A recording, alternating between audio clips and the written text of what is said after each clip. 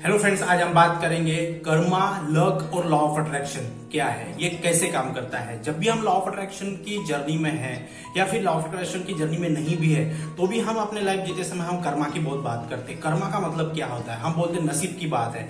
फिर नसीब क्या होता है, फिर उसके बाद बोलेंगे कि हम बताते हैं कि लॉ ऑफ अट्रैक्शन को फॉलो करो। आप जैसे आप सोचोगे, जैसे चीजें आप सोचोगे, जैसे आप ये करोगे वैसे ही चीजें अट्रैक्ट होगी। क्योंकि ये जो बॉडी है पूरी एनर्जी से भरी हुई है, एनर्जी से बनी है। तो आप ये एनर्जी का कॉन्सेप्ट है कि आप एनर्जी को पूरा खत्म नहीं कर सकते ना बना सकते। वो एक फॉर्म से दूसरे फॉर्म में ट्रांसफर हो सकती है। हमने 7th क्लास में पढ़ा है। तो वैसे ही हम आज इसी बात पे हम डिस्कशन करेंगे कि कर्मा क्या है, कर्मा किस बेस पे आधारित है, लव का फैक्टर क्या कहता है, लॉ ऑफ अट्रैक्शन का फैक्टर क्या करता है, ये डिसिप्लिन क्या कहती है। तो उसी के बारे में आज हम जानकारी लेंगे। जैसे कर्मा है, कर्मा का एक ज्यादा उसमें डीप ना जाते हुए हम उसको देखेंगे। कर्मा का वो चीज है, अगर आप अपने साथ या दूसरों के साथ जैसा व्यवहार करोगे वैसी चीजें आपके पास आएंगी। क्योंकि क्या है, इस ब्रह्मांड का एक नियम है, आप जैसी चीजें बाहर दोगे वैसी चीजें आप रिफ्लेक्ट करोगे। तो वैसी ही चीज है, अगर आप किसी के साथ अच्छा बिहेव करोगे, किसी के बारे में अच्छा सोचोगे, उसका भला सोचोगे, तो वैसे ही चीजें आप अपने इधर अट्रैक्ट करोगे। तो वही चीज है कर्मा। आप कभी ना कभी किसी का अगर अच्छा किया होगा तो वो आपके पुनीत जो कर्म रहते हैं वो आपके अकाउंट में जमा हो जाएंगे और आज नहीं तो कल वो आपको मिलेगा। तो वैसे ही कर्मा का सिद्धांत है, संक्षिप्त कर्म।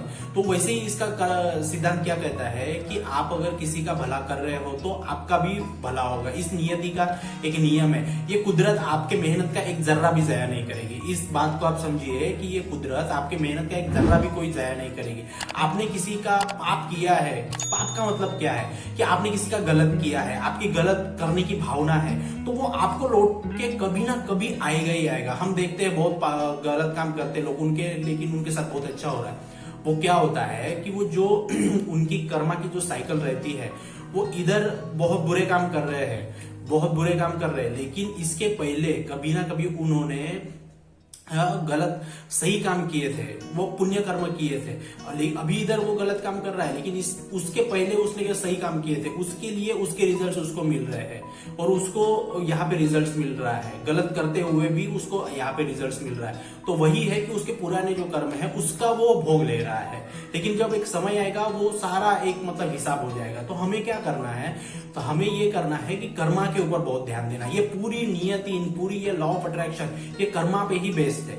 आप समझो इस बात को, कर्मा पे ही बेस्ड है, दूसरी तीसरी कोई चीज नहीं है, कर्मा पे ही बेस्ड है। तो इसीलिए आपको कर्मा पे ज्यादा ध्यान देना है। जैसे मतलब क्या है, गिव एंड टेक वाला है, आप मुझे इज्जत दो मैं आपको इज्जत दूंगा, तो ये कर्मा का बेस्ड हो गया।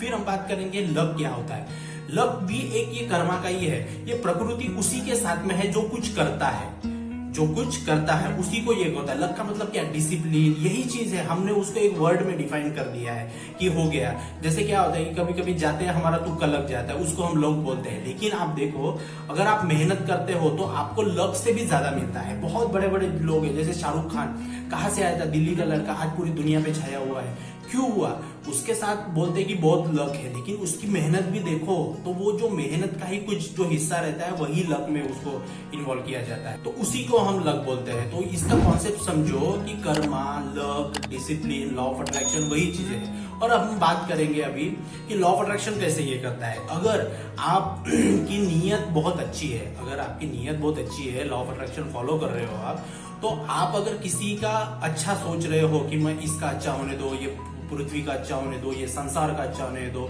ये पूरा चीज का अच्छा होने दो, आप मंगलमय चीज दोगे, सबके लिए ये करोगे, अदृश्य शक्ति, दृश्य शक्ति, इनको अच्छा ये करोगे, तो आपका वो कहीं ना कहीं लॉ ऑफ अट्रैक्शन फॉलो होता जाएगा। लेकिन ये लॉ ऑफ अट्रैक्शन की जर्नी में आपके मन में अगर कड़वाहट है और आप लॉ ऑफ अट्रैक्शन फॉलो कर रहे हो तो भी आपके लिए काम नहीं करेगा। क्यों? क्योंकि आपकी जो बॉडी स्कैनिंग है, अंदर पूरी निगेटिव एनर्जी भरी हुई है।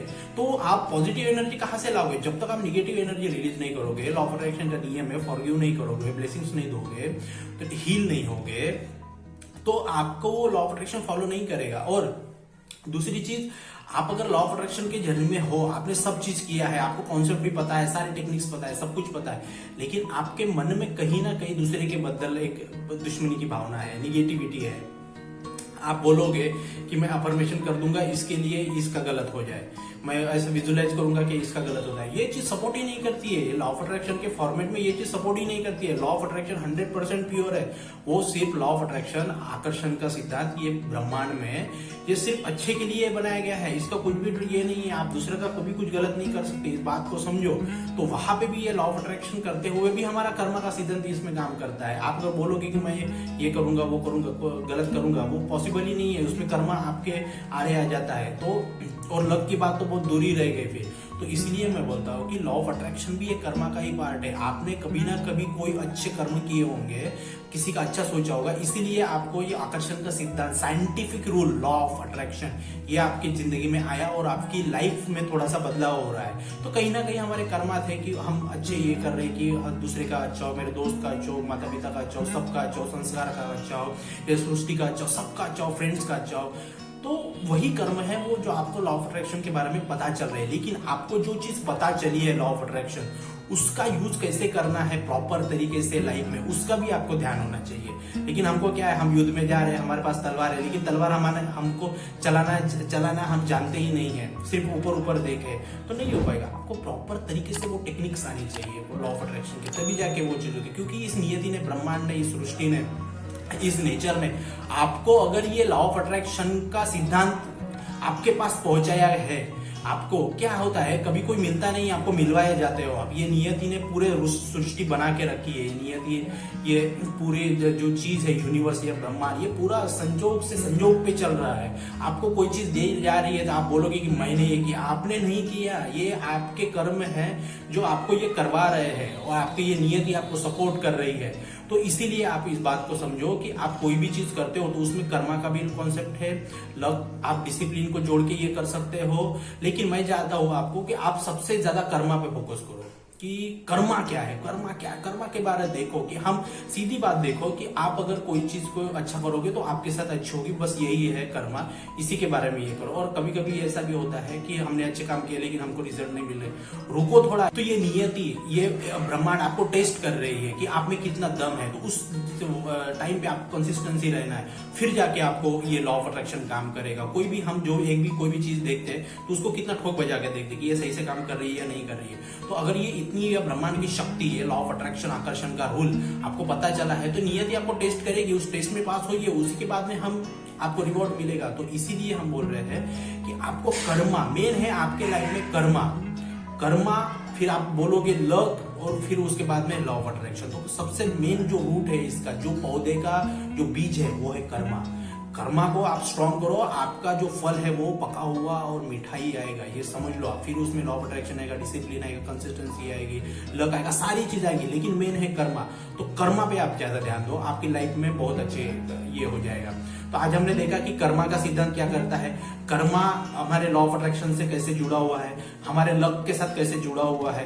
तो ये जो कर्मा, लक, डिसिप्लिन, कंसिस्टेंसी, ये इसी के बच्चे हैं, ये कर्मा के ही बच्चे हैं जो अलग अलग फैले हुए हैं, उसको हमें यूज करना है। तो हमने देखा कि लॉ ऑफ अट्रैक्शन के जर्नी में कर्मा का क्या रोल है, लक का क्या रोल है, कंसिस्टेंसी का क्या रोल है, हमारी नीयत का क्या रोल है। तो वैसे ही आज देखो कि हमने देखा कि कैसे कैसे ये करना है। तो अगर आपको ये सारा चीज समझ में आया तो कमेंट बॉक्स में ये करिए कि आपको क्या समझ में आया। अगर कोई चीज नहीं समझ में आएगी तो पूछिए, उसमें पूछने से हमारे कॉन्सेप्ट क्लियर होते हैं। तो देखा हमने आज की कर्मा, लक और लॉ ऑफ अट्रैक्शन कैसे काम करता है। थैंक यू ये वीडियो देखने के लिए, और चैनल को सब्सक्राइब करिए ताकि आपको जल्दी से जल्दी इसके नोटिफिकेशन मिलती रहे। और लाइक कीजिए, कमेंट कीजिए, क्योंकि यूट्यूब का जो एल्गोरिदम है लाइक, कमेंट, शेयर से ही, सब्सक्राइब से ही ज्यादा ये होता है, ताकि लोगों का ज्यादा से ज्यादा भला हो सके। थैंक यू ये वीडियो देखने के लिए। जय हिंद, जय भारत।